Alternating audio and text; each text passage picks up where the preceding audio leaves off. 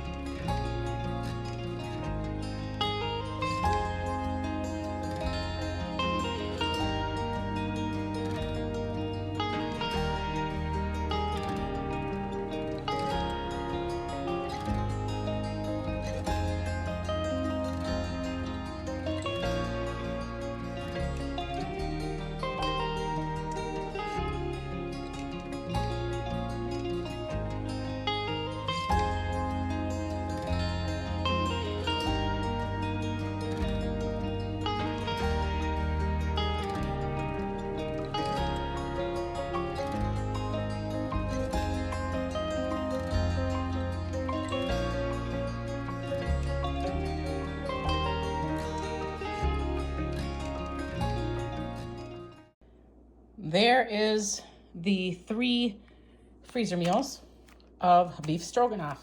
And like I said, I've got the instructions on the outside. I have double bagged it. And I also have to add that 1.5 teaspoons of Worcestershire sauce before actually putting it into the crock pot. But I have 3 more meals here for the crock pot. And I didn't use olive oil. I used avocado oil, but it's a neutral oil, so all is good. All right, now on to making bread and freezing the bread dough. And I'm also going to be doing the mashed potatoes. I have brought you along so many times for my freezer mashed potatoes, so I'm not going to get into that. I am just going to insert in the description box below my past videos on making freezer mashed potatoes. And I'm mainly doing it because the holidays are coming up and I know we're going to eat mashed potatoes. So that is one reason why I'm doing it. I have all my ingredients for the bread that I'm going to be making. This was one of our favorites out of the 3 that I had made over a year ago. And so I'm going to do a repeat on that, and I'm only going to make it into dough, and then I'll cook it when I need it. And I'm going to go over the ingredients real quick, but I am going to have the recipe in the description box below for you as well.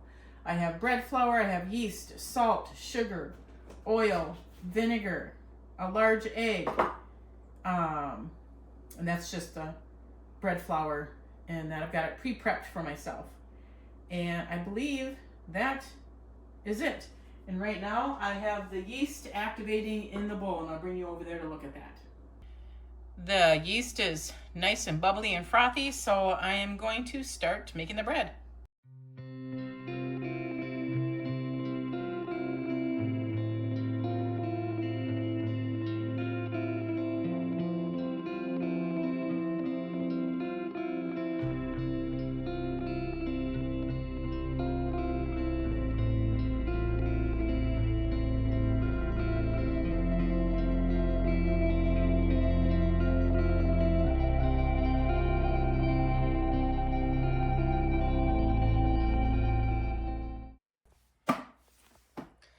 So I have 4 cups in there, and it's still a little too tacky. So I'm going to add about a 1/2 cup more of the bread flour and see how it turns out.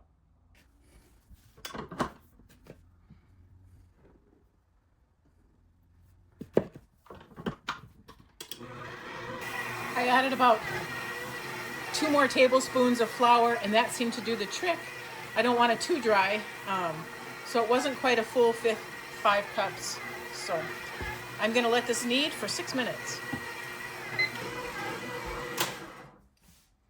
That kneading has stopped, and we're going to get this out. I'm going to let it do a first rise, but I'm not going to let it do a second rise. I'm going to form it into loaves and put it into the freezer and flash freeze them. The bread dough has done its first rise, and now I'm just going to get it punched down, shape it into loaves, put it into these loaf pans, and wrap them up. I do have saran wrap in here. I sprayed it. Then I'll spray the top as well. And then I will fold the saran wrap over this, flash freeze them. Once they're flash frozen, then I can take them out of these pans. But these are going to be the loaf pans that I actually make the bread in. So that's why I wanted to do it like that. And this is going to make 2 loaves. So I kind of want to get the air bubbles out best I can. This is really nice soft dough. Really nice. I'm liking it. Liking it a lot. I've only made it one other time, and the family really liked it, so and I did too. So we'll get this rolled up nice and tight.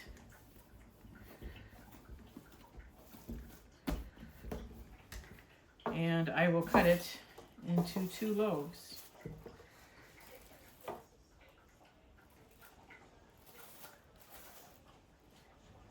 It's going to rise for its second rise when I take it out of the freezer. So I'm not worried about it. All I want to do is get it formed into a loaf.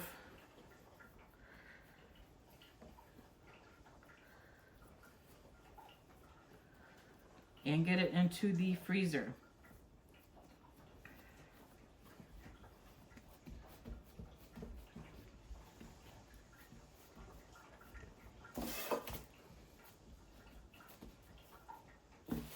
All right, there's the first one. I'm actually I'll press it down some. And I'm going to pop this into the freezer.